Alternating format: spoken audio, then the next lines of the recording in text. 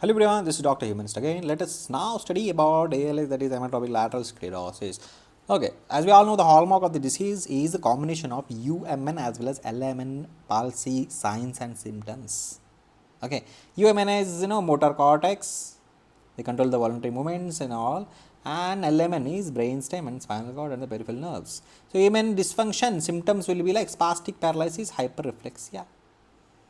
The element will be muscle atrophy, fasciculation and weakness, basically flaccid paralysis. Now some genetic mutations associated with ALS. About 10% cases are familial, other 90% are sporadic. Mutations in the genes like superoxide dismutase 1 SOD1, C9ORF72.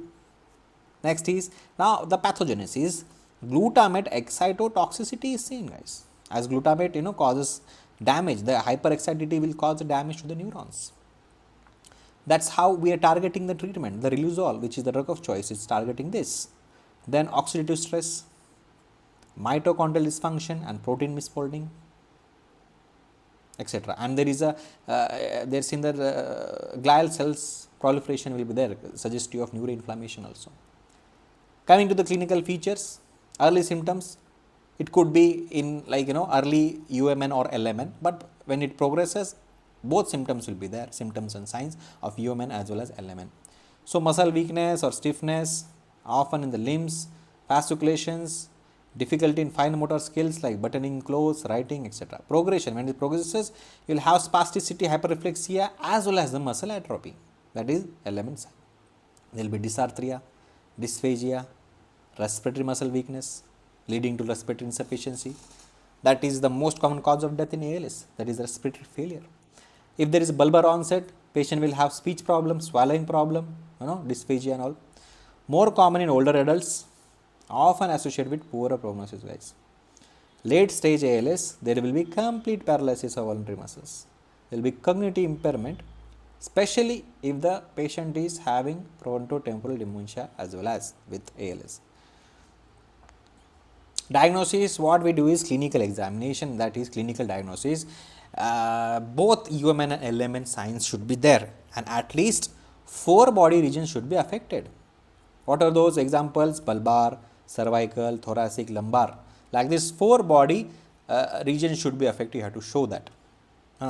Then EMG, it confirms the element degeneration by showing the denervation and reinnervation. Okay, so muscles groups are been shown that there is denervation, and reinnervation is very slow in ALS, guys. Other motor neuron diseases, the reinnervation will be fast, but in ALS it will be slow. MRI just to rule out the other causes like spinal cord compression or multiple myeloma or any brain tumor, anything. Blood test and CSF analysis. It is also normally just to rule out the other causes like Lyme disease is there. Even blood test you have to rule out for thyrotoxicosis or hyperthyroidism or lead toxicity. All these things just to rule out the other mimics of ALS. Now management, what do you manage here is you have to focus on slowing the progression, guys, and managing the symptoms. Okay, as we know that there is no cure in the cases of ALS. So drug of choice is riluzole. Riluzole, what it decreases the glutamate toxicity. The dose is 15 mg twice daily or 100 mg daily. Okay, it prolongs the survival but about 2 to 3 months and delays the need for ventilator support, guys. Atterone, it is nothing but antioxidant. As we saw that react to oxygen species, that is one of the pathogenesis of ALS. So antioxidant atterone we use. So we'll use for give for IV infusion for 10 days in a month, 10 to 14 days, like 60 mg intravenous. So these are the main 2 drugs. Other than that, supportive treatment we can give baclofen for spasticity, dextromethorphan, quinidine, NMD receptor antagonicities, and NIV for respiratory support, opiates for pain, anticholinergics, okay, for the excessive salivation and all. So this is the main 2 treatment currently used. Other than that, there are multiple trials going on for the treatment like mesenchymal stem cell therapy is there, and mRNAs are there. So these are the latest clinical trials are still going on, but mainly we use these 2 drugs.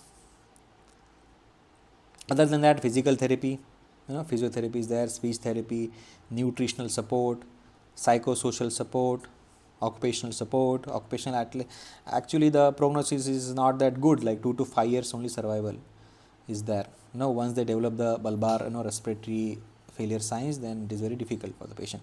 So end of life care should be focused on palliative care to optimize the comfort to the patient with the opioids and dyspnea control and all.